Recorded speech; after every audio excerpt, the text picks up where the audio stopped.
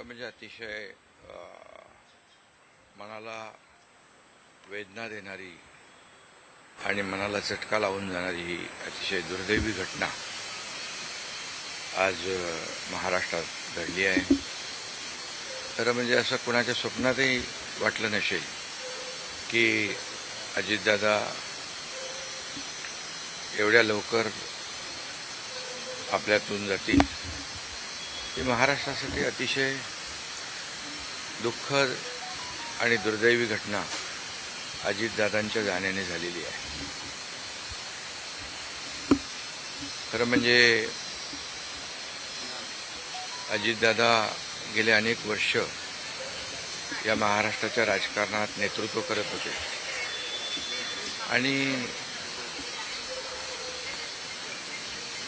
अतिशय परखड स्पष्ट वक्तेपणा आणि प्रशासनावर असलेली त्यांची पकड आपण पाहिलेली आहे.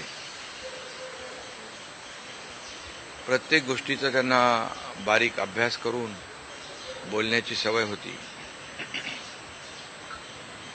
आणि परखड स्पष्ट वक्तेपणा, निर्भीड, रोखठोक बोलणारे असले तरीसुद्धा त्याला चूक म्हणणारे असले तरीसुद्धा अतिशय मनाने ते निर्मळ होते. याचा अनुभव मी स्वतः घेतलेला आहे. त्यांच्यासोबत मी मंत्रिमंडळात देखील काम केलं. मी मुख्यमंत्री असताना त्यांनी उपमुख्यमंत्री म्हणून देखील काम केलं आणि जेव्हा मुख्यमंत्री मी असताना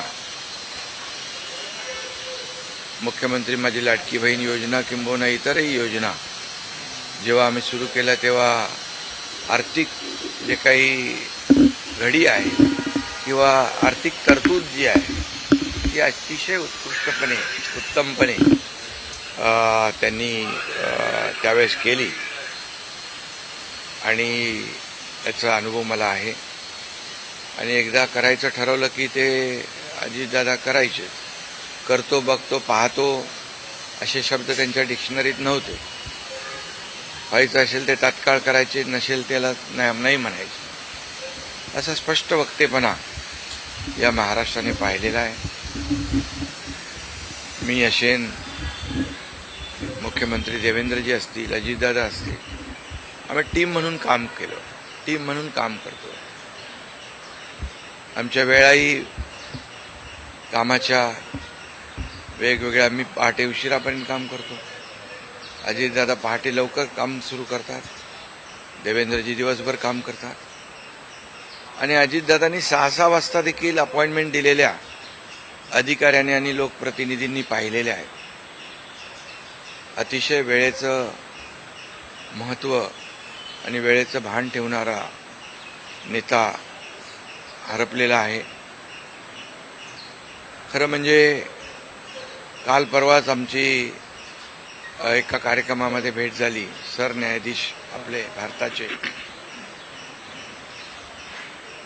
मुंबईत आले होते आणि ते येण्यापूर्वी आम्ही तिथंच एका चेंबरमध्ये बसलो होतो आणि त्यावेळेस झालेल्या चर्चा, गप्पा गोष्टी, आजही सकाळी जेव्हा मला त्यांची ही घटना कळली तेव्हा तेच समोर त्याच आठवणी काल परवाच्या येऊ लागल्या. खरं म्हणजे माझ्यापेक्षा ते राजकारणात देखील अनुभवी नेते, गेल्या अनेक वर्षापासूनचा त्यांचा अनुभव, वयाने देखील माझ्यापेक्षा ते मोठे होते माझ्या आणि अनुभवाने देखील. आणि म्हणून त्यांना राज्यातल्या अनेक विषयांचा गाढा अभ्यास होता. अनेक विभाग त्यांनी हाताळले होते. याचा राज्याला फायदा होत होता. मंत्रिमंडळात देखील ज्यावेळेस काही विषय यायचे त्यावेळेस आपल्या राज्याची आर्थिक परिस्थिती अशी आहे, आपल्याला सर्वांना काटकसर करावी लागेल, अशी अगदी निर्भीडपणे सांगणारे अजितदादा देखील आम्ही अनुभवलेत. शिस्तीचा नेता म्हणूनही आम्ही अनुभवलेला आहे. आणि त्यामुळे त्यांच्या जाण्याने फक्त पवार कुटुंबियांचंच नाही तर संपूर्ण महाराष्ट्राचं न भरून येणारं नुकसान झालेलं आहे. आणि माझ्यापेक्षा वयाने मोठे असल्यामुळे एक जी काय आमची गेल्या अनेक वर्षापासूनची जवळीक निर्माण झाली होती, त्यामुळे राजकारणातले आम्ही तिघजण एक टीम म्हणून काम करत असलो तरीसुद्धा एक मोठा भाऊ हरपल्याची गेल्याची भावना देखील दुःख देखील माझ्या मनामध्ये आहे. आणि मी त्यांना भावपूर्ण आदरांजली अर्पित करीत असतानाच मनामध्ये फार दुःखाच्या भावना आहेत. त्यांचं कुटुंब हे दुःख पचवण्याची क्षमता डोंगरा एवढं दुःख आहे, ही क्षमता ईश्वराने त्यांना प्रदान करावी. कुटुंबाचंच नाही तर संपूर्ण महाराष्ट्राचं झालेलं आहे नुकसान.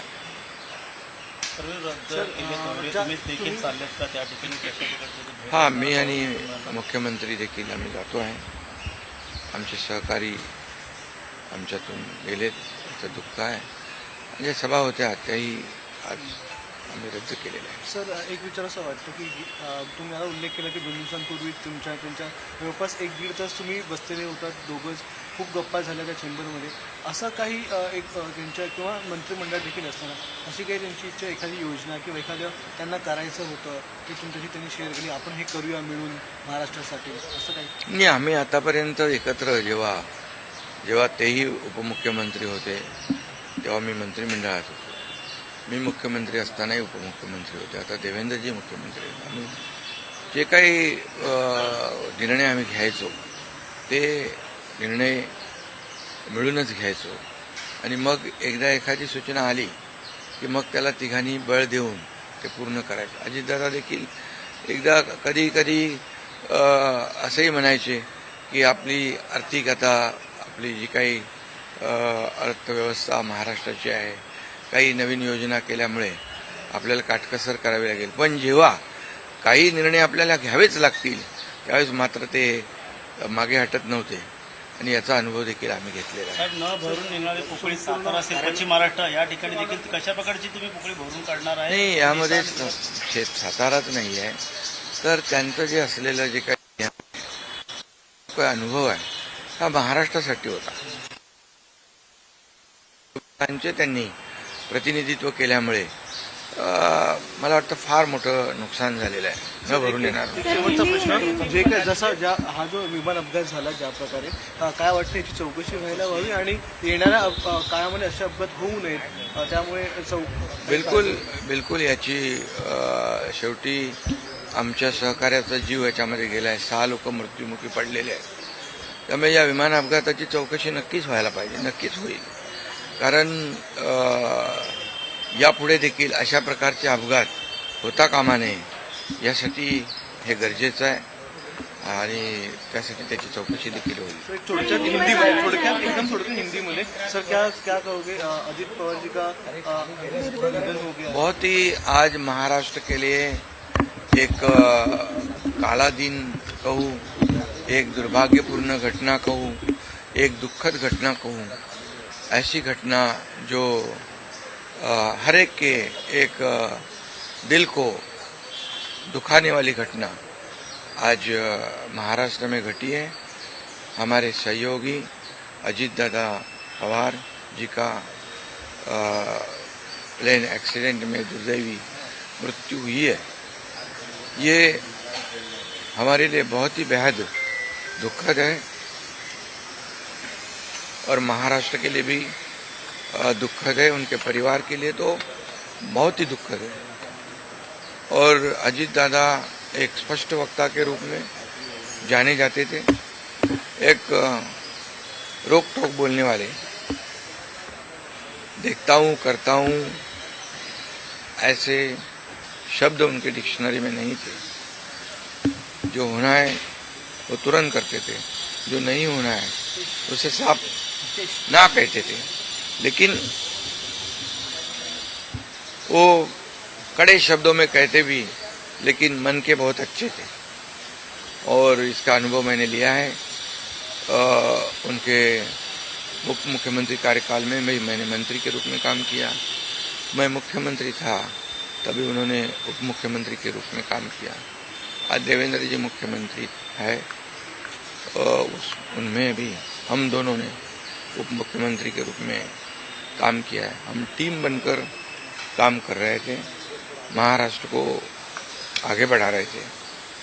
इसमें एक हमारा टीम वर्क था और मेरा काम करने का तरीका जैसे देर रात तक काम करता था। अजीत दादा जल्दी सुबह उठकर उनकी शुरुआत होती थी। देवेंद्र जी भी दिन भर काम करते और सुबह उन्होंने 6 बजे अपॉइंटमेंट दी हुई, ये भी इस राज्य के अधिकारियों को पता है। एक समय को बहुत ही महत्व देने वाले, एक कद्दावर, बहुत ही कर्मठ नेता जो है, समय सूचकता रखने वाले नेता जो है, ये नेता हमारे में से अभी नहीं रहे और ये हमारा और महाराष्ट्र का, उनके परिवार का बहुत काफ़ी बड़ा नुकसान हुआ है। उनको कई अलग अलग विभाग जो है उन्होंने काम किया, उस पर उनको अनुभव था। हर एक विभाग की जानकारी लेके वो अपना स्टेटमेंट करते थे, अपना निर्णय लेते थे।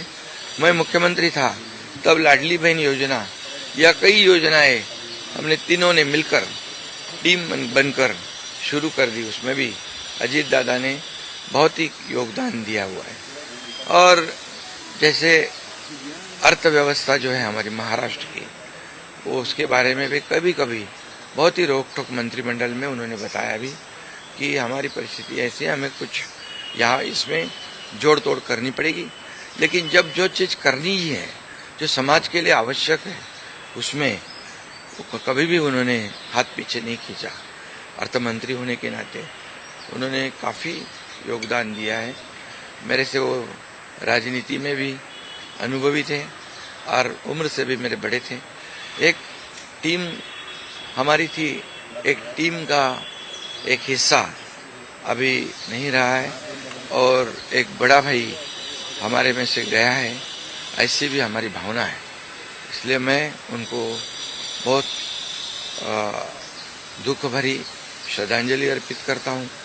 उनके परिवार को इस दुख से बाहर आने की शक्ति ईश्वर प्रदान करे, ऐसे ईश्वर से प्रार्थना करता हूँ। सर, 8 बार उप मुख्यमंत्री रह चुके हैं। आपके कुछ दिन पहले उनके साथ महाराष्ट्र के साथ साथ आपके भावुक हो चुके, आपके आंखों में भी नम जैसे आंसू नहीं, कैसे वो उनका स्वभाव ऐसे था।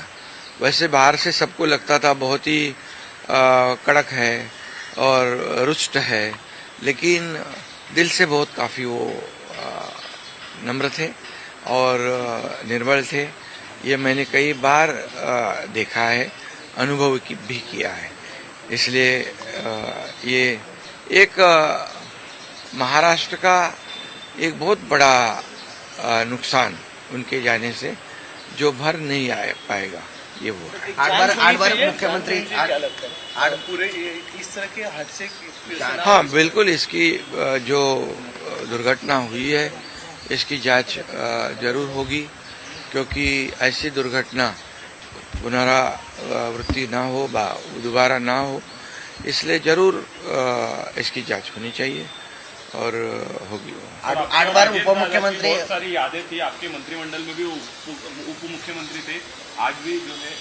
मैंने कहा ना कि जब मैं मुख्यमंत्री था तब उन्होंने जो हमने फैसले लिए, निर्णय लिए समाज हित के लिए, तब अजीत दादा अर्थ मंत्री थे, तो उनका भी काफी योगदान उसमें रहा है। ये कोई नहीं भूल सकता है। 8 बार उप मुख्यमंत्री रह चुके हैं। कुछ दिन पहले आपकी उनसे मुलाकात हुई थी, क्या बातचीत हुई थी? 1.5 घंटा आपसे। अभी हमारे सुप्रीम कोर्ट के चीफ जस्टिस यहाँ आए थे मुंबई में, अभी हम बैठे थे उनके आने से पहले। अभी काफी हंसी मजाक हो रही थी, चर्चा हो रही थी, वही बातें आज सामने आ रही है। 2 दिन पहले हम साथ में बैठे थे और आज अजीत दादा नहीं रहे, ये दुख की बात है।